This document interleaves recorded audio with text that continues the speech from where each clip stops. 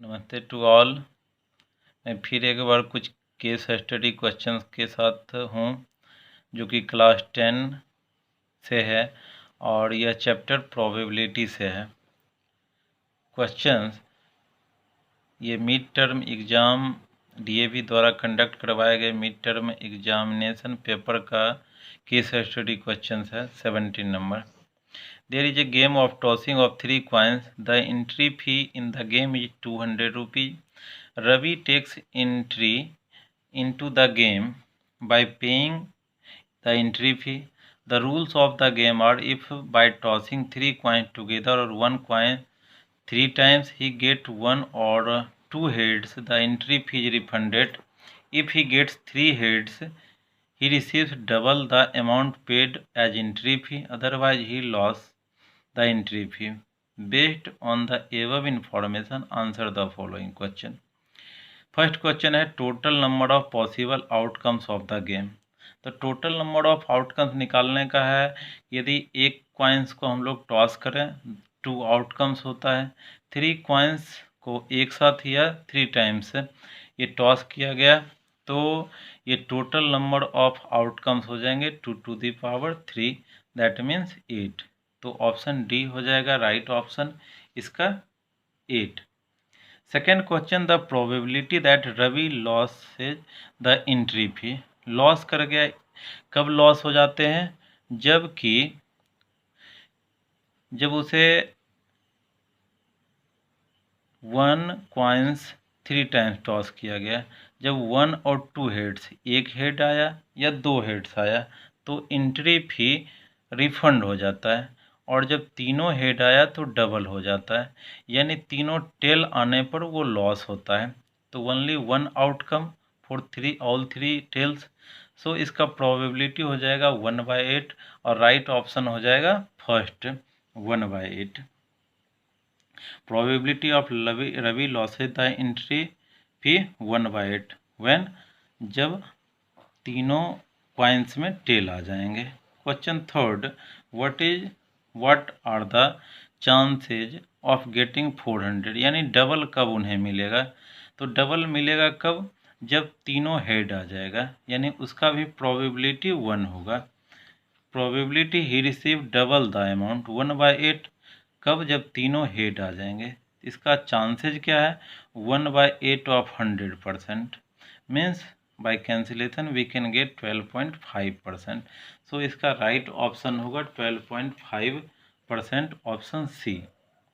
The probability that he gets back his entry fee, उसे entry फी वापस मिल जाए। कब एंट्री फीस वापस मिल जाएगा, जब उसे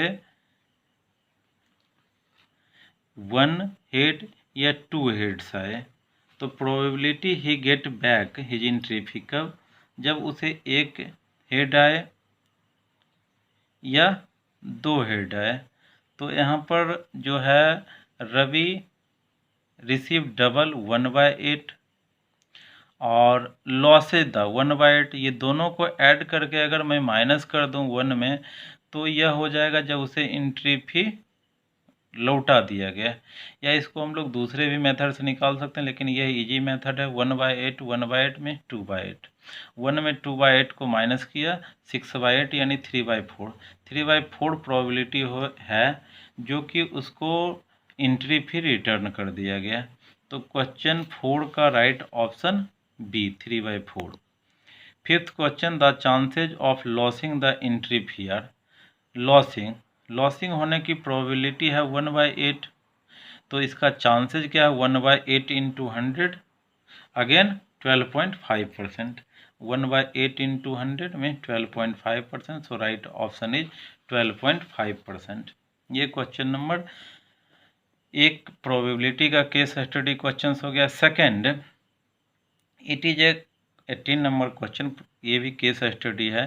it is a common that government revise travel fares from time to time based on various factors such as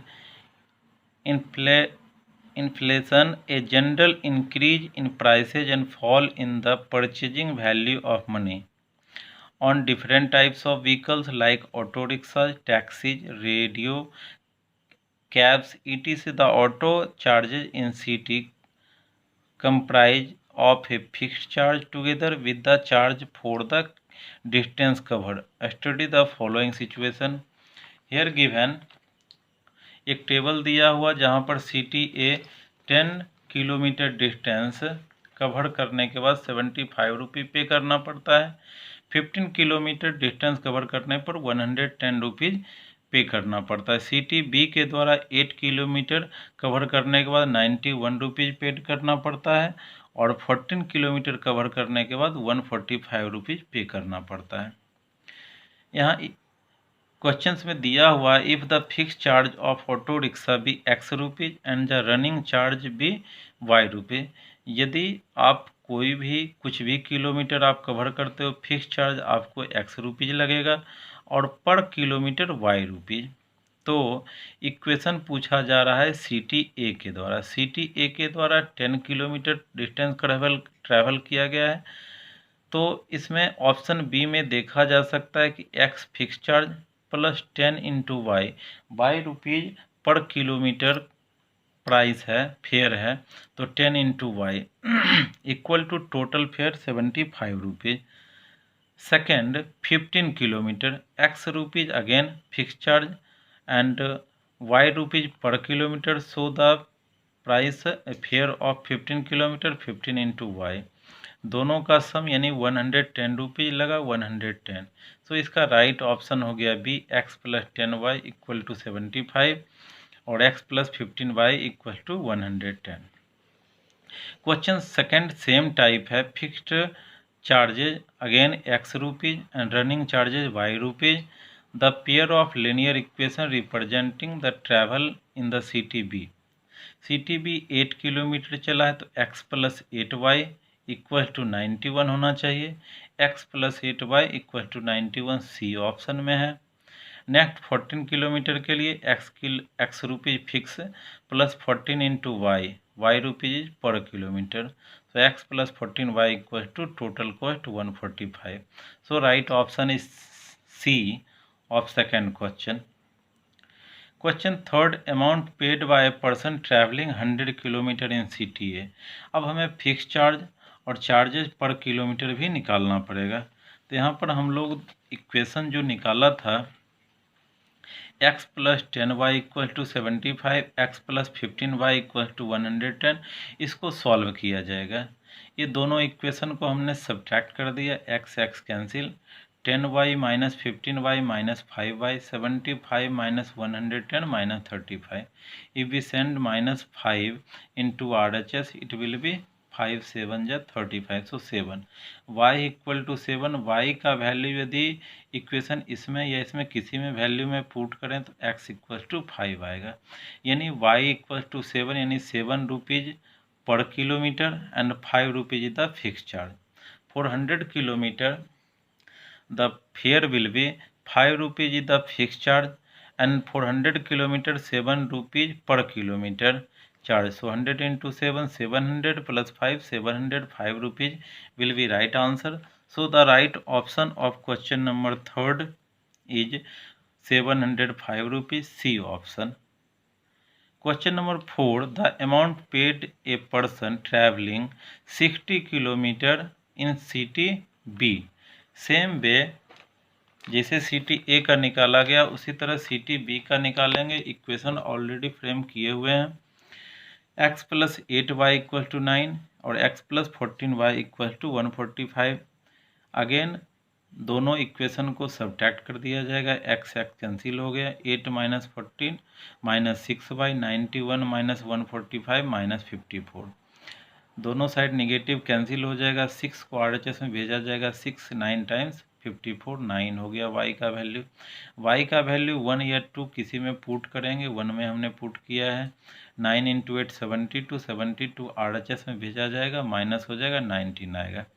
यहाँ fix charges 19 है और y इक्वल टू 9 यानी 9 rupees per kilometre is the fare. So the 19 rupees is the fix charge and for 60 kilometre 9 rupees is the fare per kilometre. 60 into 9 540 rupees and 19 rupees is the fixed charge. By adding we can get 559. That is the right option C. 559 will be the right answer for that question 4. 559 option C. The amount paid by person traveling 50 km in city A and 30 km in city B. City A में 50 kilometre चला गया और city B में 30 kilometre, तो total fair क्या लगेगा? तो for 50 kilometre 5 rupees fix charge और 7 rupees per kilometre city A में आया है। सो 50 इंटू 7 350, 350 प्लस 5 355 रुपीज़ हो गया चार्ज सिटी ए के लिए। सिटी बी में 30 किलोमीटर चला है, 19 रुपीज़ फिक्स चार्ज और 9 रुपीज़ पर किलोमीटर चार्ज। तो 30 इंटू 9 270 प्लस 19 289 हो जाएगा सिटी बी का चार्ज। दोनों को ऐड कर देंगे 644। दोनों सिटी के चार्ज 50 किलोमीटर और 30 किलोमीटर के लिए 644। So the right option is 644। So the right option is 644 option C. ऐसे स्टूडेंट को केवल 4 क्वेश्चंस का ही आंसर देना है आउट ऑफ 5। क्वेश्चन 19 ये लिनियर इक्वेशन से था। नाउ अब जो क्वेश्चंस है वो आपको एरिया रिलेटेड टू सर्कल से है। यह भी केस स्टडी क्वेश्चंस है। A brooch is a small piece of jewellery which has a pin at the back so that it can be fastened on a dress, blouse और coat. Design of some brooches are shown below. यहाँ figure कुछ दिया हुआ है। ये first figure है design A. Brooch A is made with silver wire in the form of circle. ये circle circumference जो है इसमें वायर लगा है विथ डायमीटर 28। ये डायमीटर भी 28 mm का है। The wire is also use for making 4 diameters. ये 4 डायमीटर्स जो बना है सारा में वायर लगा हुआ है। विच divide the circle into 8 parts में, जो कि इसको सर्कल को 8 पार्ट में डिवाइड किया गया है। डिजाइन बी है। Brooch B is made 2 colour से, 2 कलर से बना है, gold and silver. Outer part is made with gold. बाहर का जो पार्ट बना है वो गोल्ड से बना है। The circumference of the silver part 44 mm। ये अंदर वाला जो सिल्वर पार्ट है ये 44 mm का है। And gold part is 3 metre wider. और ये जो डिजाइन बना हुआ है ये 3 मीटर वाइडर है। तो सबसे पहले हमें डिजाइन ए के बारे में कुछ क्वेश्चन दिया हुआ है।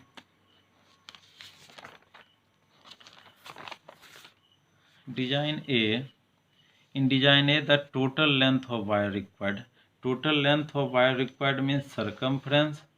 और दूसरा जो 4 डायमीटर्स यूज किए गए हैं वो हमें ऐड करना है। तो यहाँ पर डायमीटर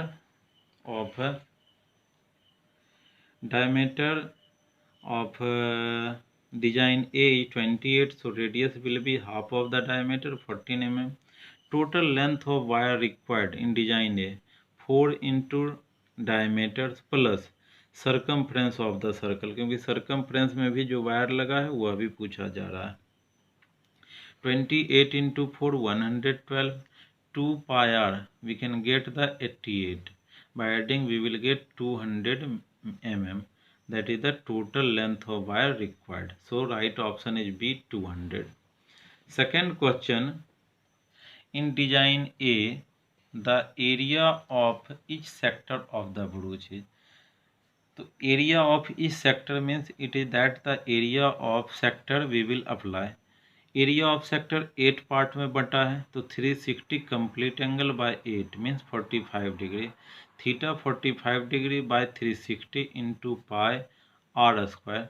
रेडियस 14 mm है, सो 14 mm यूज किया गया। 7 into 2 टाइम ये 1/8 into 3 into 60 लिया गया है थीटा का वैल्यू, क्योंकि 8 पार्ट्स बनाया गया है तो 360 में 8 से डिवाइड किया गया है।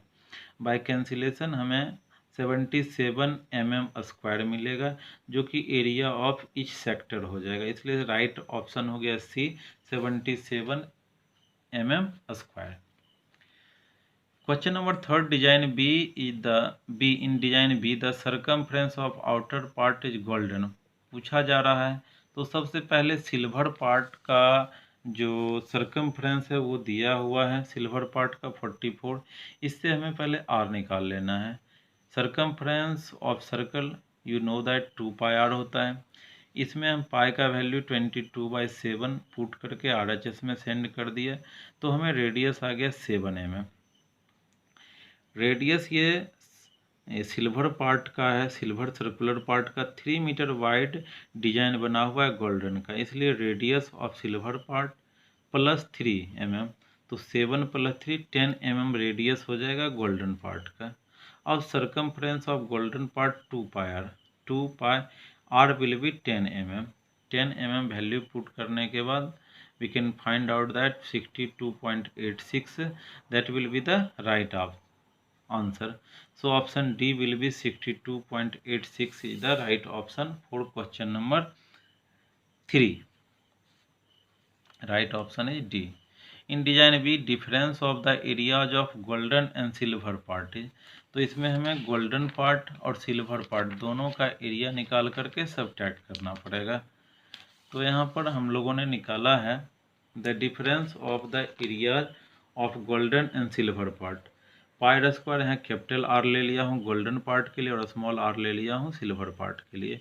पाई taken common, capital R 10 so 10 square, small R 7 so 7 square, 10 square 100, 7 square 49, 100 - 49 51 pi mm square. So the right option is C 51 mm 15 pi mm square. Question 5. A boy is playing with brooch B. He makes revolutions with it along its edge. How many complete revolutions must it take to cover 80 pi mm? 80 pi mm यदि cover किया तो उसने कितना चक्कर लगाया? तो एक चक्कर में उसने कितना डिस्टेंस कवर किया गया? तो सरकमफ्रेंस ऑफ गोल्डन पार्ट जो होगा इतना एक चक्कर में उतना डिस्टेंस कवर किया, means circumference of golden part 2πr। 80 pi total length covered किया गया, टोटल डिस्टेंस कवर्ड किया गया 80 पाई mm। अब 2πr पाई कैंसिल, 10 2 जा 20, 80/20 means 4 times 20 into 4 80, so 4 revolution will be take to complete 80 pi mm, so right option is C 4। इस तरह से ये क्वेश्चंस 19 नंबर कंप्लीट हो गया। राइट ऑप्शन इसका सी हो गया 4 में। एक और क्वेश्चंस है जो कि कोऑर्डिनेट से जी दिया हुआ है। यहाँ पर एक फिगर दिया हुआ है, इसमें class X student of DAV public school in Begusarai have been allotted a rectangular plot of a land for gardening activity. Sapling of gulmohar are planted on the boundary of a distance of 1 meter from each other. There is a triangular grassy lawn in the plot as shown in the figure. The students are to sow seeds of flowering plant on the remaining area of the plot। ये figure दिया है, यहाँ clarify में दिक्कत हो रहा है। जितने भी लीफ जैसा दिख रहा है ये 1 मीटर के डिस्टेंस पर है। तो इसको देख कर हमें क्वेश्चन बनाना है। इसके लिए मैंने फिगर बना लिया हूँ कि जिससे कि आसानी से इसको रीड किया जा सके। पहला है what are the coordinate of A का कोऑर्डिनेट यहाँ ओरिजिन है, सो 0 0 हो जाएगा, right option C. What are the coordinate of P, P यहाँ है, पी कहाँ दिख रहा है इसको देखने के लिए आप यहाँ भी देख सकते हैं, फिगर मैंने ड्रॉ किया हूँ। P on x axis 1 2 3 4 and on y axis 1 2 3 4 5 6, so the coordinate of P will be 4 6, so right option is 4 6, answer is A 4 6। Third the coordinate of R is, R को आप देख सकते हो यहाँ x axis पर 6 पर perpendicular है और y एक्सिस पर 5 के सामने, तो इसका कोऑर्डिनेट हो जाएगा R का 6 5, सो the right option is A 6 5।